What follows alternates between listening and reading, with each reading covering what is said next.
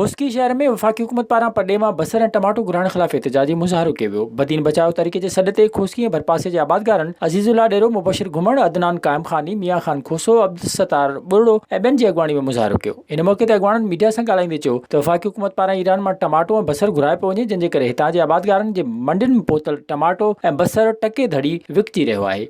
बसर ऐं टमाटे जो मुनासिब अघु न मिलण करे आबादगारनि खे लखें रुपयनि जो नुक़सान थी रहियो आहे, जंहिं करे आबादगार सख़्तु माली मुश्किलातुनि खे मुंहुं ॾेई रहिया आहिनि। हुननि आला अख़्तियारनि खां फौरी नोटिस वठण जो मुतालबो कयो। अॼु जेको एहतिजाज आहे इहो आरी ज़मींदार ऐं जेको आहे आबादगारनि जो इहो एहतिजाज आहे ऐं हीअ एहतिजाज असां सभिनि जे लाइ आहे, छो त असांजो जेको बि सिस्टम आहे, सिंध जी ज़राइत आहे, असांजो जेको रोज़ी रोटी आहे, अगरि उन ते असीं वफ़ाक़ आहे या सिंध गवर्नमेंट आहे उहो नाजाइज़ी करे पई, त उहो नाजाइज़ी उन्हनि खे न करणु खपे। ॿाहिरां टमाटो आणणु बंदि कजे। हिते जे हाली ज़मींदारनि खे जेको आहे सो टमाटो निकितो आहे उनजो रिलीफ मिलणु घुरिजे। ऐं असांजो मुतालबो आहे गवर्नमेंट ऑफ पाकिस्तान खां, गवर्नमेंट ऑफ सिंध खां ऐं आबादगार बोर्ड खां, त जेको ॿाहिरि खां टमाटो अचे पियो ऐं हिते असांजो वाफ़र मिक़दार में टमाटो लथो आहे, महिरबानी करे उनखे बंदि कयो वञे ऐं हिते असांजो ज़मींदार हारी जेको आहे उनखे सही रेट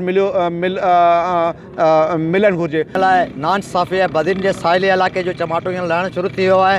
सिंध जे वज़ीर आला सैयद मुराद अली शाह जेको आहे ज़राअत जो वज़ीर फज़ल राव साहब, असीं उन्हनि खे गुज़ारिश करियूं था इहे असांजो नोटिस वरिती, असांजो सख़्तु मुतासिर अमल जो माण्हुनि ज़मींदारनि सां इंसाफ़ी कई वई आहे। विज़िट कयो अवामी आवाज़ मीडिया ग्रुप जी वेबसाइट awamiawaz.pk।